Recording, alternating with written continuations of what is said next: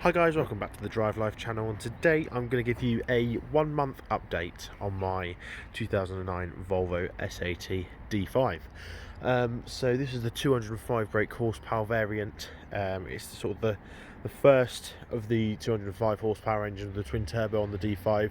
So it's quite a rare little car. I bought it at auction for just £1,500 with 83,000 miles on it. So yeah, in that time since I've had it, I've put 3,000 miles on this car, so I do quite a bit of miles, and that's why I really bought this car, is because this is probably the best budget luxury car on the market at the moment, on the used market. So if you're looking at these, hopefully this video will persuade you to get one, because I absolutely love this car. We're going to be talking you through the running costs, what I've fixed on the car, what's broken, and yeah, my thoughts on 1 month of ownership with this car. So let's get her unlocked. Is that going to focus or not? There we go. There's an RT blur shot there. They're going to get her unlocked and take you inside. So I'm only doing this inside because it's the more comfy option. Oh. So guys, like I said, I've got plenty of seat time in this car now. I've done a mixture of motorway journeys around town. I've done all sorts of A roads, sort of along sort of just those roads that you literally stay on forever and they take you to your destination. It's just, yeah, all sorts of country roads, country lanes, etc. So I've got a pretty good understanding of how this car is. First of all, we're going to talk through the issues that I've noticed. Firstly is this key. Initially we had a low battery, so I changed the battery. And now sometimes, as you can see, it just doesn't do anything when you put it in. You have to sort of take it out and put it in. And there we go, it comes on that time. But sometimes it just won't start. Initially, I'm not sure why that is. I don't know if it's sort of something to do with the immobilizer or something like that. We do sometimes get key errors, and when I take it out, and I have to take the key out and put it back in when I turn the car off. So that may be something to do with it, but yeah, it's not a major issue. It's just a bit of a faff sometimes. In terms of There we go. In terms of fuel economy, let's just take a look and to see what I've averaged. I think I have to turn the engine on for that. As you can see, she starts straight up. There we go. So 35.8 average. So again, that's fairly respectable in this car. This car, don't forget, has a 70-litre tank.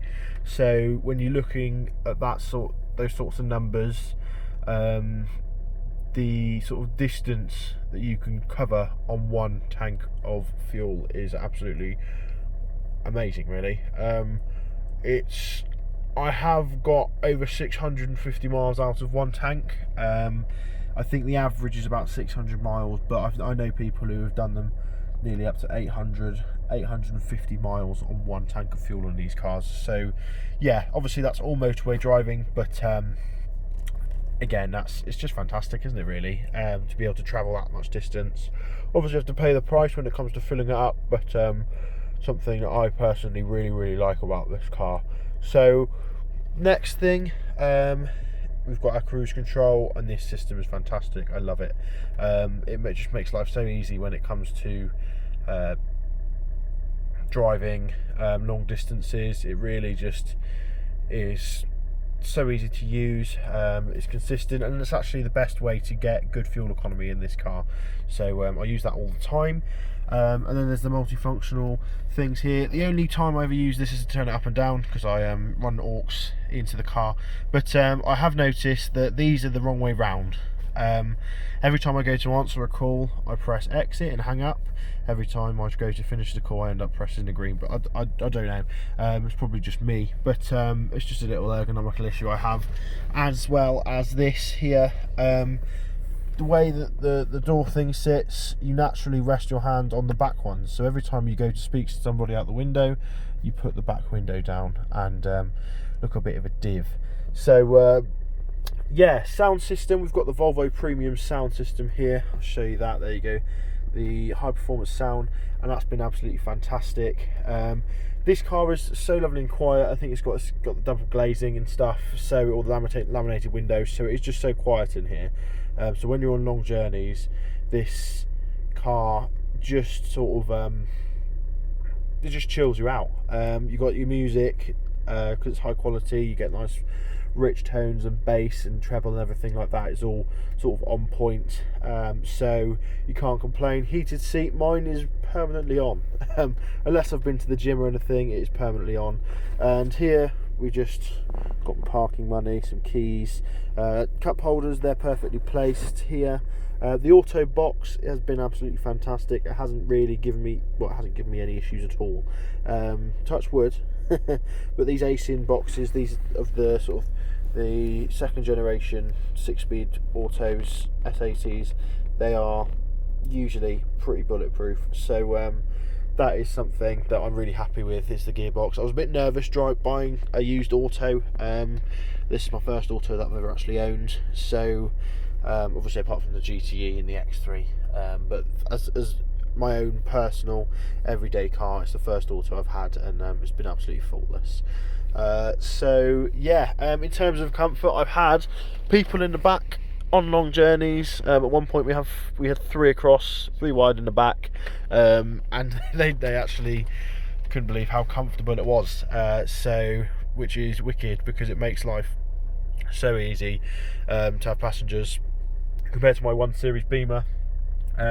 Then we've got the Sat-Nav here. This is quite possibly the most useless feature on this car.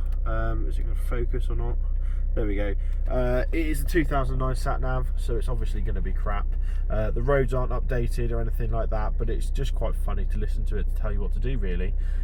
So that is doesn't get used often. It's just more of a party piece to show people the screen coming up out of the dashboard, if I'm totally honest.